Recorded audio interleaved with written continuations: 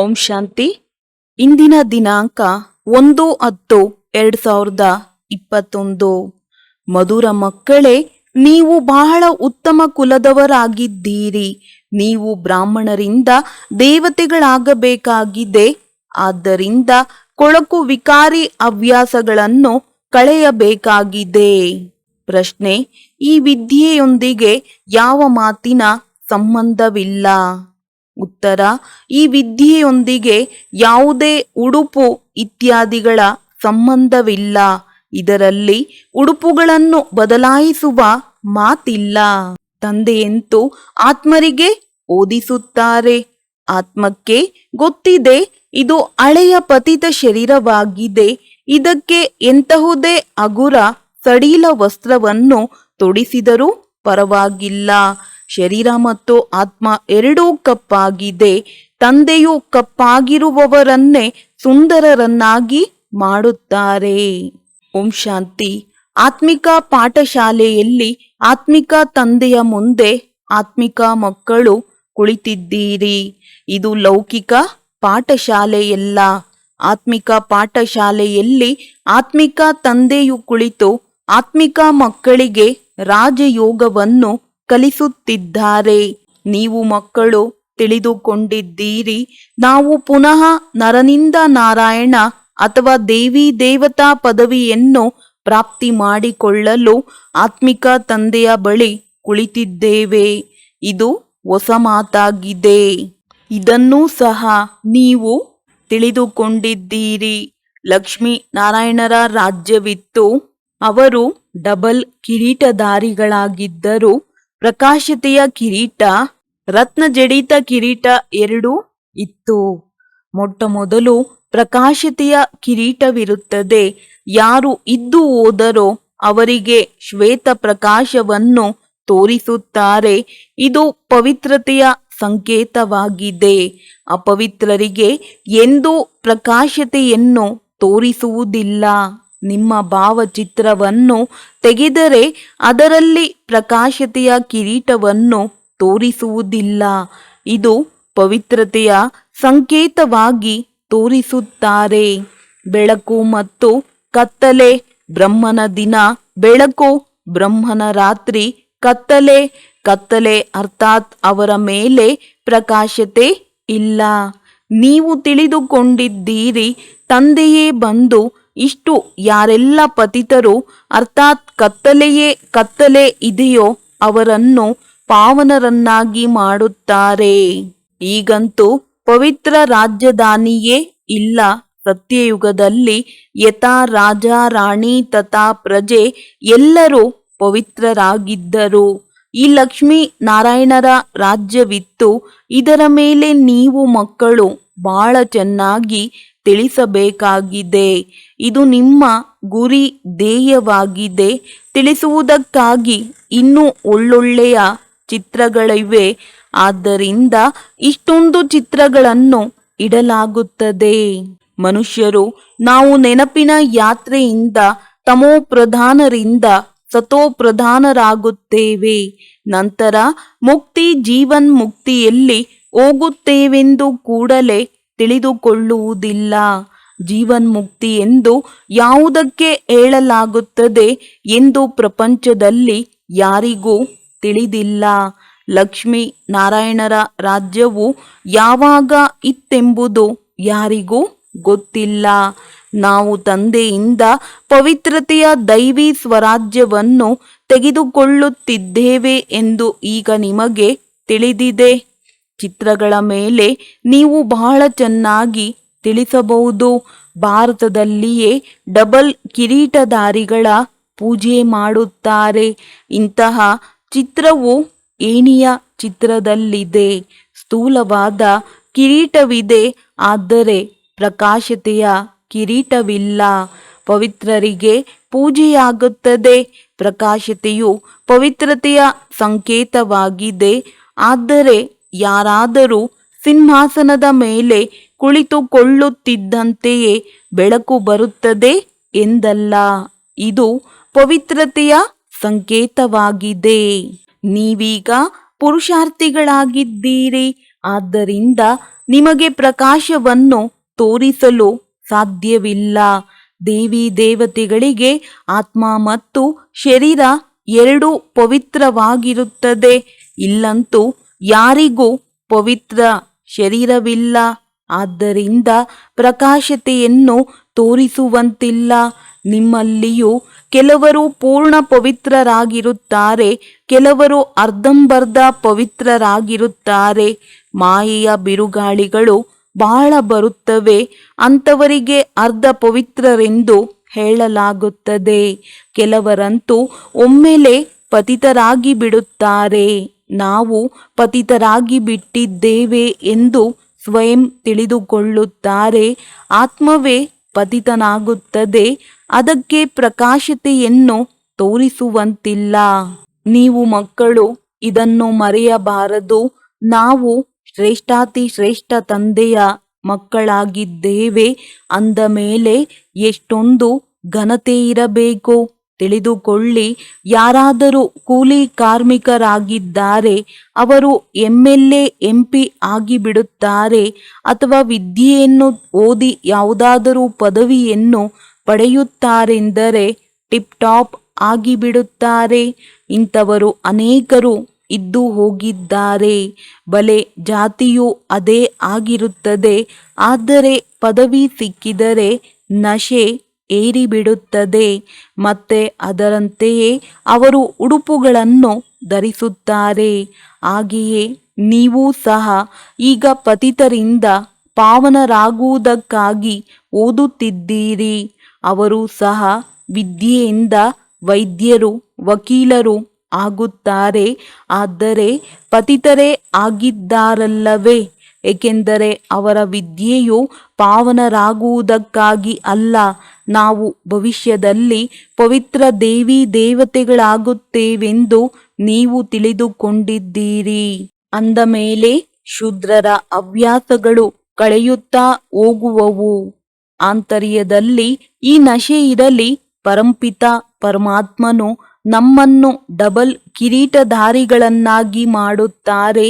ನಾವು ಶೂದ್ರರಿಂದ ಬ್ರಾಹ್ಮಣರಾಗುತ್ತೇವೆ, ನಂತರ ದೇವತೆಗಳಾಗುತ್ತೇವೆ.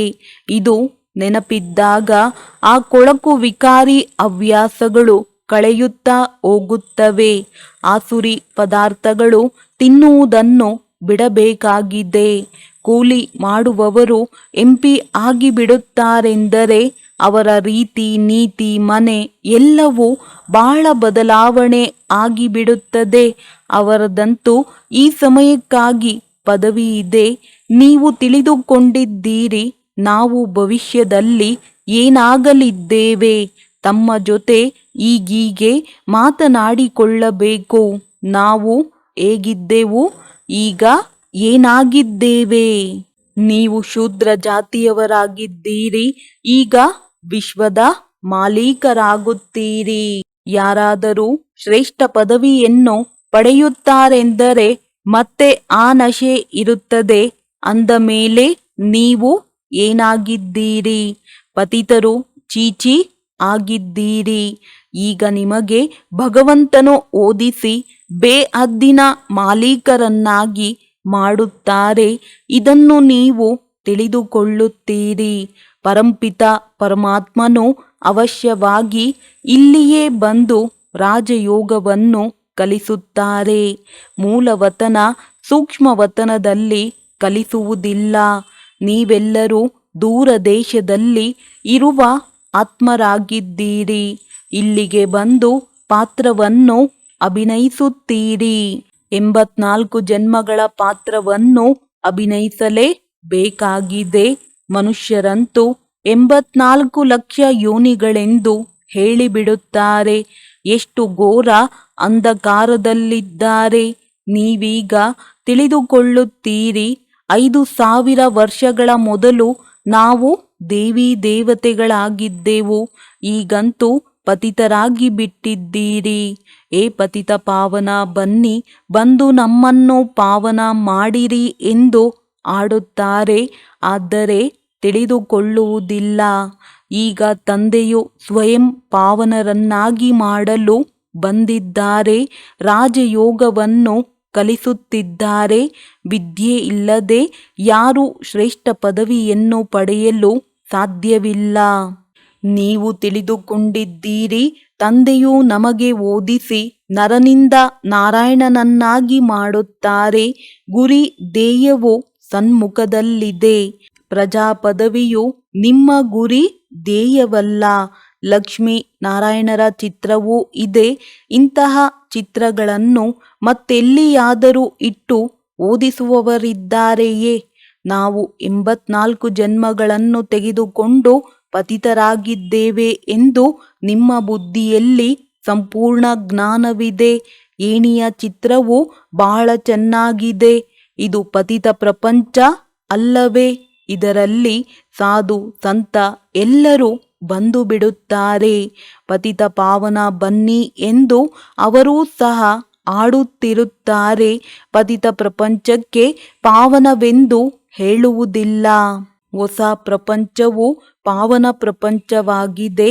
ಹಳೆಯ ಪತಿತ ಪ್ರಪಂಚದಲ್ಲಿ ಯಾರೂ ಪಾವನರಿರಲು ಸಾಧ್ಯವಿಲ್ಲ. ಅಂದ ಮೇಲೆ ನೀವು ಮಕ್ಕಳಿಗೆ ಎಷ್ಟೊಂದು ನಶೆ ಇರಬೇಕು. ನಾವು ಈಶ್ವರಿಯ ವಿದ್ಯಾರ್ಥಿಗಳಾಗಿದ್ದೇವೆ. ಈಶ್ವರನು ನಮಗೆ ಓದಿಸುತ್ತಾರೆ. ತಂದೆಯು ಬಡವರಿಗೆ ಬಂದು ಓದಿಸುತ್ತಾರೆ. ಬಡವರ ವಸ್ತ್ರಗಳು ಮೈಲಿಗೆ ಆಗಿರುತ್ತದೆಯಲ್ಲವೇ? ನಿಮ್ಮ ಆತ್ಮವೇ ಓದುತ್ತದೆ. ಆತ್ಮಕ್ಕೆ ತಿಳಿದಿದೆ ಇದು ಹಳೆಯ ಶರೀರವಾಗಿದೆ. ಇದಕ್ಕೆ ಎಂತಹುದೇ ಸಡಿಲ ಸಾಧಾರಣ ವಸ್ತ್ರಗಳನ್ನು ತೊಡಿಸಿದರೂ ಪರವಾಗಿಲ್ಲ. ಇಲ್ಲಿ ಯಾವುದೇ ವೇಷಭೂಷಣಗಳನ್ನು ಬದಲಾಯಿಸುವ ಆಡಂಬರದಿಂದ ಇರುವ ಮಾತಿಲ್ಲ. ಉಡುಪುಗಳ ಜೊತೆ ಯಾವುದೇ ಸಂಬಂಧವೇ ಇಲ್ಲ. ತಂದೆಯಂತೂ ಆತ್ಮರಿಗೆ ಓದಿಸುತ್ತಾರೆ. ಶರೀರವು ಪತಿತವಾಗಿದೆ. ಇದಕ್ಕೆ ಎಷ್ಟಾದರೂ ಒಳ್ಳೆಯ ವಸ್ತ್ರವನ್ನು ಧರಿಸಿ. ಆದರೆ ಆತ್ಮ ಮತ್ತು ಶರೀರವು ಪತಿತವಾಗಿದೆ ಎಲ್ಲವೇ? ಕೃಷ್ಣನನ್ನು ಕಪ್ಪಾಗಿ ತೋರಿಸುತ್ತಾರಲ್ಲವೇ? ಅವರ ಆತ್ಮ ಮತ್ತು ಶರೀರ ಎರಡೂ ಕಪ್ಪಾಗಿತ್ತು.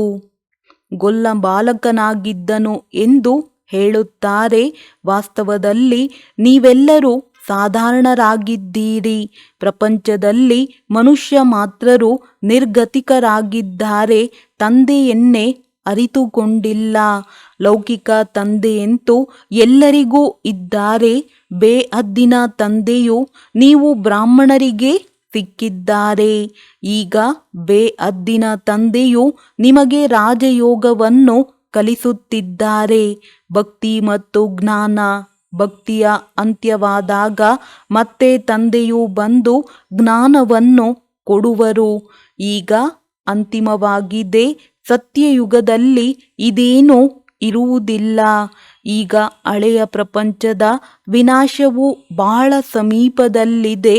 ಪಾವನ ಪ್ರಪಂಚಕ್ಕೆ ಸ್ವರ್ಗವೆಂದು ಹೇಳಲಾಗುತ್ತದೆ. ಚಿತ್ರಗಳಲ್ಲಿ ಎಷ್ಟು ಸ್ಪಷ್ಟವಾಗಿ ತಿಳಿಸಿದ್ದಾರೆ. ರಾಧೆ ಕೃಷ್ಣರೇ ನಂತರ ಲಕ್ಷ್ಮೀ ನಾರಾಯಣನಾಗುತ್ತಾರೆ. ಇದು ಸಹ ಯಾರಿಗೂ ತಿಳಿದಿಲ್ಲ. ನೀವು ತಿಳಿದುಕೊಂಡಿದ್ದೀರಿ. ಇಬ್ಬರು ಬೇರೆ ಬೇರೆ ರಾಜ್ಯದವರಾಗಿದ್ದರು. ನೀವು ಸ್ವರ್ಗದ ಸ್ವಯಂವರವನ್ನು ನೋಡಿದ್ದೀರಿ. ಪಾಕಿಸ್ತಾನದಲ್ಲಿ ನೀವು ಮಕ್ಕಳನ್ನು ಖುಷಿ ಪಡಿಸುವುದಕ್ಕಾಗಿ ಎಲ್ಲ ಸಾಕ್ಷಾತ್ಕಾರಗಳು ನಿಮಗೆ ಆಗುತ್ತಿತ್ತು. ನಾವು ರಾಜಯೋಗವನ್ನು ಕಲಿಯುತ್ತಿದ್ದೇವೆಂದು ನೀವೀಗ ತಿಳಿದುಕೊಂಡಿದ್ದೀರಿ. ಅಂದ ಮೇಲೆ ಇದನ್ನು ಮರೆಯಬಾರದು. ಬಲೆ ಅಡಿಗೆ ಮಾಡುತ್ತಿರಲಿ ಅಥವಾ ಪಾತ್ರೆ ತೊಳೆಯುತ್ತಿರಲಿ, ಆದರೆ ಎಲ್ಲರ ಆತ್ಮವೇ ಓದುತ್ತದೆ ಎಲ್ಲವೇ? ಇಲ್ಲಿ ಎಲ್ಲರೂ ಬಂದು ಕುಳಿತುಕೊಳ್ಳುತ್ತಾರೆ. ಆದ್ದರಿಂದ ಇಲ್ಲಿ ಎಲ್ಲರೂ ಬಡವರೇ ಇದ್ದಾರೆ. ನಮಗೆ ಸಂಕೋಚವಾಗುತ್ತದೆ ಎಂದು ದೊಡ್ಡ ದೊಡ್ಡ ವ್ಯಕ್ತಿಗಳು ಬರುವುದೇ ಇಲ್ಲ. ತಂದೆಯು ಬಡವರ ಬಂಧುವಾಗಿದ್ದಾರೆ. ಕೆಲವು ಸೇವಾ ಕೇಂದ್ರಗಳಲ್ಲಿ ಕೂಲಿ ಮಾಡುವವರೂ ಬಂದು ಬಿಡುತ್ತಾರೆ. ಕೆಲವರು ಮುಸಲ್ಮಾನರೂ ಬರುತ್ತಾರೆ. ತಂದೆಯು ತಿಳಿಸುತ್ತಾರೆ, ದೇಹದ ಎಲ್ಲ ಧರ್ಮಗಳನ್ನು ಬಿಡಿ. ನಾವು ಗುಜರಾತಿಯಾಗಿದ್ದೇನೆ, ನಾನು ಇಂಥವನಾಗಿದ್ದೇನೆ ಇದೆಲ್ಲವೂ ದೇಹಾಭಿಮಾನವಾಗಿದೆ. ಇಲ್ಲಂತೂ ಆತ್ಮರಿಗೆ ಪರಮಾತ್ಮನು ಓದಿಸುತ್ತಾರೆ, ತಂದೆಯು ತಿಳಿಸುತ್ತಾರೆ, ನಾನು ಸಾಧಾರಣ ತನುವಿನಲ್ಲಿ ಬಂದಿದ್ದೇನೆ ಅಂದ ಮೇಲೆ ಸಾಧಾರಣರ ಬಳಿ ಸಾಧಾರಣರೇ ಬರುತ್ತಾರೆ. ಇದಂತೂ ತಿಳಿದಿದೆ. ಇವರು ವಜ್ರ ವ್ಯಾಪಾರಿಯಾಗಿದ್ದರು. ಸ್ವಯಂ ತಂದೆಯೂ ಸಹ ಪುನಃ ನೆನಪಿಗೆ ತರಿಸುತ್ತಾರೆ. ಕಲ್ಪದ ಮೊದಲು ನಾನು ಹೇಳಿದ್ದೆನು, ನಾನು ಸಾಧಾರಣ ವೃದ್ಧ ತನುವಿನಲ್ಲಿ ಬರುತ್ತೇನೆ. ಇವರ ಅನೇಕ ಜನ್ಮಗಳ ಅಂತಿಮದಲ್ಲಿಯೂ ಅಂತಿಮ ಜನ್ಮದಲ್ಲಿ ನಾನು ಪ್ರವೇಶ ಮಾಡುತ್ತೇನೆ. ನೀವು ತಮ್ಮ ಜನ್ಮಗಳನ್ನು ಅರಿತುಕೊಂಡಿಲ್ಲವೆಂದು ತಂದೆಯು ಇವರಿಗೆ ಹೇಳುತ್ತಾರೆ. ಕೇವಲ ಕುದುರೆ ಗಾಡಿಯ ರಥದಲ್ಲಿ ಒಬ್ಬ ಅರ್ಜುನನಿಗೆ ಜ್ಞಾನವನ್ನು ಕೊಡಲಿಲ್ಲ. ಅದಕ್ಕೆ ಪಾಠಶಾಲೆ ಎಂದು ಹೇಳಲಾಗುವುದಿಲ್ಲ. ಯುದ್ಧದ ಮೈದಾನವೂ ಇರಲಿಲ್ಲ. ಇದು ವಿದ್ಯೆಯಾಗಿದೆ. ಮಕ್ಕಳು ವಿದ್ಯೆಯ ಮೇಲೆ ಪೂರ್ಣ ಗಮನ ಕೊಡಬೇಕಾಗಿದೆ. ನಾವು ಪೂರ್ಣ ಓದಿ ಡಬಲ್ ಕಿರೀಟಧಾರಿಗಳು ಆಗಬೇಕಾಗಿದೆ. ಈಗಂತೂ ಯಾವುದೇ ಕಿರೀಟವಿಲ್ಲ. ಭವಿಷ್ಯದಲ್ಲಿ ಡಬಲ್ ಕಿರೀಟಧಾರಿಗಳು ಆಗಬೇಕಾಗಿದೆ. ದ್ವಾಪರದಿಂದ ಪ್ರಕಾಶತೆಯ ಕಿರೀಟವು ಹೊರಟು ಹೋಗುತ್ತದೆ. ಕೇವಲ ಸಿಂಗಲ್ ಕಿರೀಟವಿರುತ್ತದೆ. ಸಿಂಗಲ್ ಕಿರೀಟವಿರುವವರು ಡಬಲ್ ಕಿರೀಟಧಾರಿಗಳಿಗೆ ಪೂಜಿಸುತ್ತಾರೆ. ಇದು ಸಹ ಚಿಹ್ನೆಯು ಅವಶ್ಯವಾಗಿ ಇರಬೇಕು. ತಂದೆಯು ಚಿತ್ರಗಳಿಗಾಗಿ ಸಲಹೆ ನೀಡುತ್ತಾ ಇರುತ್ತಾರೆ. ಚಿತ್ರಗಳನ್ನು ಮಾಡಿಸುವವರಿಗೆ ಮುರುಳಿಯ ಮೇಲೆ ಬಹಳ ಗಮನ ಕೊಡಬೇಕಾಗಿದೆ. ಚಿತ್ರಗಳಲ್ಲಿ ಯಾರಿಗೇ ಇರಲಿ ತಿಳಿಸುವುದು ಬಹಳ ಸಹಜವಾಗುತ್ತದೆ. ಹೇಗೆ ಕಾಲೇಜಿನಲ್ಲಿ ನಕ್ಷೆಯನ್ನು ತೋರಿಸಿದ್ದರೆ ಸಾಕು, ಬುದ್ಧಿಯಲ್ಲಿ ಬಂದು ಬಿಡುತ್ತದೆ. ಯುರೋಪ್ ಅತ್ತ ಕಡೆ ಇದೆ, ದ್ವೀಪವಿದೆ, ಇತ್ತ ಕಡೆ ಲಂಡನ್ ಇದೆ. ನಕ್ಷೆಯನ್ನೇ ನೋಡದಿದ್ದರೂ ಯುರೋಪ್ ಎಲ್ಲಿದೆ ಎಂದು ಅವರಿಗೇನು ತಿಳಿಯುತ್ತದೆ? ನಕ್ಷೆಯನ್ನು ನೋಡಿದರೆ ಕೂಡಲೇ ಬುದ್ಧಿಯಲ್ಲಿ ಬಂದು ಬಿಡುತ್ತದೆ. ನೀವೀಗ ತಿಳಿದುಕೊಂಡಿದ್ದೀರಿ. ಚಿತ್ರದ ಮೇಲ್ಭಾಗದಲ್ಲಿ ಪೂಜ್ಯ ಡಬಲ್ ಕಿರೀಟಧಾರಿ ದೇವಿ ದೇವತೆಗಳಿರುತ್ತಾರೆ. ನಂತರ ಕೆಳಗೆ ಬಂದಾಗ ಪೂಜಾರಿಗಳಾಗುತ್ತಾರೆ. ಏಣಿಯನ್ನು ಇಳಿಯುತ್ತಾರಲ್ಲವೇ, ಈ ಏಣಿಯಂತೂ ಬಹಳ ಸಹಜವಾಗಿದೆ. ಇದನ್ನು ಯಾರು ಬೇಕಾದರೂ ತಿಳಿದುಕೊಳ್ಳಬಹುದು. ಆದರೆ ಕೆಲವರ ಬುದ್ಧಿಯಲ್ಲಿ ಏನೂ ಕುಳಿತುಕೊಳ್ಳುವುದಿಲ್ಲ. ಅವರ ಅದೃಷ್ಟವೇ ಹೀಗಿದೆ. ಶಾಲೆಯಲ್ಲಿ ಅನುತ್ತೀರ್ಣರು ಆಗಿಯೇ ಆಗುತ್ತಾರೆ. ಅದೃಷ್ಟದಲ್ಲಿ ಇಲ್ಲದಿದ್ದರೆ ಪುರುಷಾರ್ಥವೂ ಇರುವುದಿಲ್ಲ. ಕಾಯಿಲೆಗೆ ಒಳಗಾಗುತ್ತಾರೆ. ಓದಲು ಸಾಧ್ಯವಿಲ್ಲ. ಕೆಲವರಂತೂ ಸಂಪೂರ್ಣ ಓದುತ್ತಾರೆ. ಆದರೂ ಅದು ಲೌಕಿಕ ವಿದ್ಯೆ. ಇದು ಆತ್ಮಿಕ ವಿದ್ಯೆಯಾಗಿದೆ. ಇದಕ್ಕಾಗಿ ಬುದ್ಧಿಯು ಚಿನ್ನದ ಸಮಾನವಿರಲಿ. ಸತ್ಯ ಚಿನ್ನವಾದ ತಂದೆಯು ಸದಾ ಪಾವನನಾಗಿದ್ದಾರೆ. ಅವರನ್ನು ನೆನಪು ಮಾಡುವುದರಿಂದ ನೀವಾತ್ಮರು ಚಿನ್ನದ ಸಮಾನವಾಗುತ್ತಾ ಹೋಗುವಿರಿ. ಇಲ್ಲಂತೂ ಮನುಷ್ಯರದ್ದು ಕಲ್ಲು ಬುದ್ಧಿಯಾಗಿದೆ ಎಂದು ಹೇಳಲಾಗುತ್ತದೆ. ಸತ್ಯಯುಗದಲ್ಲಿ ಈ ರೀತಿ ಹೇಳುವುದಿಲ್ಲ. ಅದಂತೂ ಸ್ವರ್ಗವಾಗಿತ್ತು, ಭಾರತವೇ ಸ್ವರ್ಗವಾಗಿತ್ತು ಎಂಬುದನ್ನು ಮರೆತು ಹೋಗಿದ್ದಾರೆ. ಇದನ್ನು ಎಲ್ಲಿಯಾದರೂ ಪ್ರದರ್ಶನಿಗಳಲ್ಲಿ ತಿಳಿಸಬಹುದು ಮತ್ತು ಪುನರಾವರ್ತನೆಯನ್ನು ಮಾಡಿಸಬಹುದು. ಪ್ರೊಜೆಕ್ಟರ್ನಲ್ಲಿ ಇದು ಸಾಧ್ಯವಿಲ್ಲ. ಮೊಟ್ಟಮೊದಲು ಈ ತ್ರಿಮೂರ್ತಿ ಲಕ್ಷ್ಮೀ ನಾರಾಯಣ ಮತ್ತು ಏಣಿಯ ಚಿತ್ರವು ಅತ್ಯವಶ್ಯಕವಾಗಿದೆ. ಈ ಲಕ್ಷ್ಮೀ ನಾರಾಯಣರ ಚಿತ್ರದಲ್ಲಿ ಇಡೀ 84 ಜನ್ಮಗಳ ಜ್ಞಾನವು ಬಂದು ಬಿಡುತ್ತದೆ. ಮಕ್ಕಳಿಗೆ ಇಡೀ ದಿನ ಇದೇ ಚಿಂತನೆ ನಡೆಯಬೇಕು. ಪ್ರತಿಯೊಂದು ಸೇವಾ ಕೇಂದ್ರದಲ್ಲಿ ಮುಖ್ಯ ಚಿತ್ರಗಳನ್ನು ಅವಶ್ಯವಾಗಿ ಇಡಬೇಕಾಗಿದೆ. ಚಿತ್ರಗಳಲ್ಲಿ ಬಹಳ ಚೆನ್ನಾಗಿ ತಿಳಿದುಕೊಳ್ಳುವರು. ಬ್ರಹ್ಮನ ಮೂಲಕ ಈ ರಾಜಧಾನಿಯು ಸ್ಥಾಪನೆಯಾಗುತ್ತಿದೆ. ನಾವು ಪ್ರಜಾಪಿತ ಬ್ರಹ್ಮನ ಮಕ್ಕಳು, ಬ್ರಹ್ಮ ಕುಮಾರ ಕುಮಾರಿಯರಾಗಿದ್ದೇವೆ. ಮೊದಲು ನಾವು ಶೂದ್ರ ವಂಶದವರಾಗಿದ್ದೆವು, ಈಗ ಬ್ರಾಹ್ಮಣ ವರ್ಣದವರಾಗಿದ್ದೇವೆ. ಈಗ ಮತ್ತೆ ದೇವತೆಗಳಾಗಬೇಕಾಗಿದೆ. ಶಿವತಂದೆಯು ನಮ್ಮನ್ನು ಶೂದ್ರರಿಂದ ಬ್ರಾಹ್ಮಣರನ್ನಾಗಿ ಮಾಡುತ್ತಾರೆ. ನಮ್ಮ ಗುರಿ ಧ್ಯೇಯವು ಸನ್ಮುಖದಲ್ಲಿ ನಿಂತಿದೆ. ಈ ಲಕ್ಷ್ಮೀ ನಾರಾಯಣರು ಸ್ವರ್ಗದ ಮಾಲೀಕರಾಗಿದ್ದರು. ನಂತರ ಇವರು ಹೇಗೆ ಕೆಳಗಿಳಿದರು? ಹೇಗಿದ್ದವರು ಹೇಗಾಗುತ್ತಾರೆ? ಒಮ್ಮೆಲೆ ಬುದ್ಧುಗಳಾಗಿ ಬಿಡುತ್ತಾರೆ. ಈ ಲಕ್ಷ್ಮೀ ನಾರಾಯಣರು ಭಾರತದಲ್ಲಿ ರಾಜ್ಯಭಾರ ಮಾಡುತ್ತಿದ್ದರು. ಭಾರತವಾಸಿಗಳಿಗೆ ಇವು ತಿಳಿದಿರಬೇಕಲ್ಲವೇ? ನಂತರ ಏನಾಯಿತು? ಇವರು ಎಲ್ಲಿ ಹೋದರು? ಇವರ ಮೇಲೆ ಯಾರಾದರೂ ವಿಜಯ ಪಡೆದರೆ, ಅವರು ಯುದ್ಧದಲ್ಲಿ ಯಾರನ್ನಾದರೂ ಸೋಲಿಸಿದರೆ, ಯಾರೊಂದಿಗೂ ಜಯಿಸಲೂ ಇಲ್ಲ, ಸೋಲಲೂ ಇಲ್ಲ. ಇದೆಲ್ಲವೂ ಮಾಯೆಯ ಮಾತಾಗಿದೆ.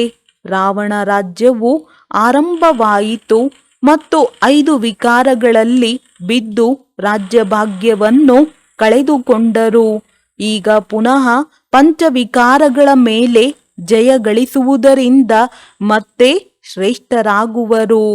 ಈಗ ರಾವಣ ರಾಜ್ಯದ ಆಡಂಬರವಿದೆ.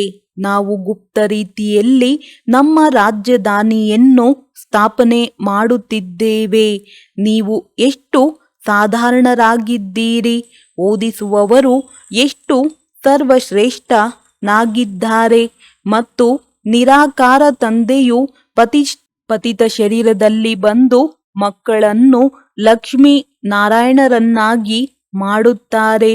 ದೂರ ದೇಶದಿಂದ ಪತಿತ ಪ್ರಪಂಚ ಪತಿತ ಶರೀರದಲ್ಲಿ ಬರುತ್ತಾರೆ. ಆದರೂ ನೀವು ಮಕ್ಕಳನ್ನೇ ಲಕ್ಷ್ಮೀ ನಾರಾಯಣರನ್ನಾಗಿ ಮಾಡುತ್ತಾರೆ. ಅವರು ಸ್ವಯಂ ಆಗುವುದಿಲ್ಲ. ಆದರೂ ಸಹ ಆ ರೀತಿ ಆಗುವುದಕ್ಕಾಗಿ ನೀವು ಪೂರ್ಣ ಪುರುಷಾರ್ಥ ಮಾಡುವುದಿಲ್ಲ. ಹಗಲು ರಾತ್ರಿ ಓದಬೇಕು ಮತ್ತು ಓದಿಸಬೇಕಾಗಿದೆ. ತಂದೆಯು ದಿನ ಪ್ರತಿದಿನ ಬಹಳ ಸಹಜ ಯುಕ್ತಿಗಳನ್ನು ತಿಳಿಸುತ್ತಾ ಇರುತ್ತಾರೆ. ಲಕ್ಷ್ಮೀ ನಾರಾಯಣರಿಂದಲೇ ಆರಂಭ ಮಾಡಬೇಕು. ಅವರು ಹೇಗೆ 84 ಜನ್ಮಗಳನ್ನು ತೆಗೆದುಕೊಂಡರು ಮತ್ತೆ ಅಂತಿಮ ಜನ್ಮದಲ್ಲಿ ಓದುತ್ತಿದ್ದಾರೆ. ಪುನಃ ಅವರ ರಾಜಧಾನಿಯು ಸ್ಥಾಪನೆಯಾಗುತ್ತದೆ. ಎಷ್ಟೊಂದು ತಿಳಿಸುವ ಮಾತುಗಳಿವೆ. ಚಿತ್ರಗಳಿಗಾಗಿ ತಂದೆಯು ಎಷ್ಟೊಂದು ಸಲಹೆ ಕೊಡುತ್ತಾರೆ. ಯಾವುದೇ ಚಿತ್ರವನ್ನು ತಯಾರು ಮಾಡಿದ ಮೇಲೆ ಕೂಡಲೇ ಅದನ್ನು ತಂದೆಯ ಬಳಿ ತಂದು ತೋರಿಸಬೇಕು.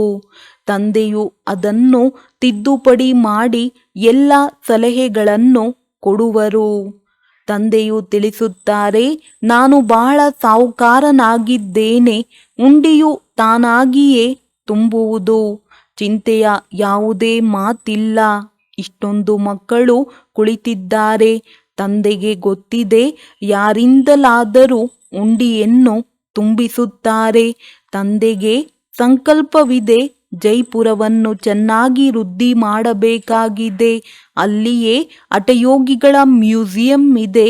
ಅಲ್ಲಿ ನಿಮ್ಮದು ರಾಜಯೋಗದ ಮ್ಯೂಸಿಯಂ ಬಹಳ ಚೆನ್ನಾಗಿ ಮಾಡಿಸಬೇಕು. ಅದನ್ನು ಎಲ್ಲರೂ ಬಂದು ನೋಡುವಂತಿರಲಿ. ಒಳ್ಳೆಯದು.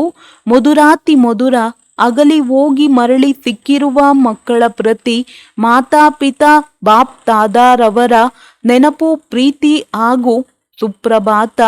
ಆತ್ಮಿಕ ಮಕ್ಕಳಿಗೆ ಆತ್ಮಿಕ ತಂದೆಯ ನಮಸ್ತೆ. ಧಾರಣೆಗಾಗಿ ಮುಖ್ಯ ಸಾರ. 1. ಪವಿತ್ರ ಜ್ಞಾನವನ್ನು ಬುದ್ಧಿಯಲ್ಲಿ ಧಾರಣೆ ಮಾಡಿಕೊಳ್ಳಲು ತಮ್ಮ ಬುದ್ಧಿರೂಪಿ ಪಾತ್ರೆಯನ್ನು ಚಿನ್ನದ ಪಾತ್ರೆಯನ್ನಾಗಿ ಮಾಡಿಕೊಳ್ಳಬೇಕಾಗಿದೆ. ನೆನಪಿನಿಂದಲೇ ಪಾತ್ರೆಯು ಚಿನ್ನದ ಸಮಾನವಾಗುತ್ತದೆ. ಈಗ ಬ್ರಾಹ್ಮಣರಾಗಿದ್ದೀರಿ. ಆದ್ದರಿಂದ ಶೂದ್ರರ ಎಲ್ಲ ಹವ್ಯಾಸಗಳನ್ನು ಅಳಿಸಬೇಕಾಗಿದೆ. ಬಹಳ ಘನತೆಯಿಂದ ಇರಬೇಕಾಗಿದೆ. ನಾವು ವಿಶ್ವದ ಮಾಲೀಕರಾಗುತ್ತಿದ್ದೇವೆ ಎಂಬ ನಶೆಯಲ್ಲಿರಬೇಕಾಗಿದೆ. ವರದಾನ: ತಮ್ಮ ದೃಷ್ಟಿ ಹಾಗೂ ವೃತ್ತಿಯ ಪರಿವರ್ತನೆಯ ಮೂಲಕ ಸೃಷ್ಟಿಯನ್ನು ಪರಿವರ್ತಿಸುವ ಸಾಕ್ಷಾತ್ಕಾರ ಮೂರ್ತಿ ಭವ. ತಮ್ಮ ವೃತ್ತಿಯ ಪರಿವರ್ತನೆಯ ದೃಷ್ಟಿಯನ್ನು ದಿವ್ಯ ದೃಷ್ಟಿಯನ್ನಾಗಿ ಮಾಡಿಕೊಳ್ಳುತ್ತೀರೆಂದರೆ ಅನೇಕ ಆತ್ಮರು ತಮ್ಮ ಯಥಾರ್ಥ ರೂಪ, ಯಥಾರ್ಥವಾದ ಮನೆ ಹಾಗೂ ಯಥಾರ್ಥವಾದ ರಾಜಧಾನಿಯನ್ನು ನೋಡುವಿರಿ. ಇಂತಹ ಯಥಾರ್ಥವಾದ ಸಾಕ್ಷಾತ್ಕಾರವನ್ನು ಮಾಡಿಸುವುದಕ್ಕಾಗಿ ವೃತ್ತಿಯಲ್ಲಿ ಅಂಶದಷ್ಟು ದೇಹಾಭಿಮಾನದ ಚಂಚಲನೆ ಇರಬಾರದು. ಅಂದ ಮೇಲೆ ವೃತ್ತಿಯ ಸುಧಾರಣೆಯಿಂದ ದೃಷ್ಟಿಯನ್ನು ದಿವ್ಯ ದೃಷ್ಟಿಯನ್ನಾಗಿ ಮಾಡಿಕೊಂಡಾಗ ಈ ಸೃಷ್ಟಿಯ ಪರಿವರ್ತನೆ ಆಗುವುದು. ಇದನ್ನು ನೋಡುವವರು, ಅನುಭವ ಮಾಡುವರು. ಇದು ನಯನಗಳಲ್ಲ, ಆದರೆ ಇದೊಂದು ಜಾದುವಿನ ಡಬ್ಬಿಯಾಗಿದೆ. ಈ ನಯನಗಳು ಸಾಕ್ಷಾತ್ಕಾರದ ಸಾಧನವಾಗಿ ಬಿಡುವುದು. ಸ್ಲೋಗನ್: ಸೇವೆಯ ಉಮಂಗ ಉತ್ಸಾಹದ ಜೊತೆ ಬೇಹದ್ದಿನ ವೈರಾಗ್ಯ ವೃತ್ತಿಯೇ ಸಫಲತೆಗೆ ಆಧಾರವಾಗಿದೆ. ಒಳ್ಳೆಯದು. ಓಂ ಶಾಂತಿ.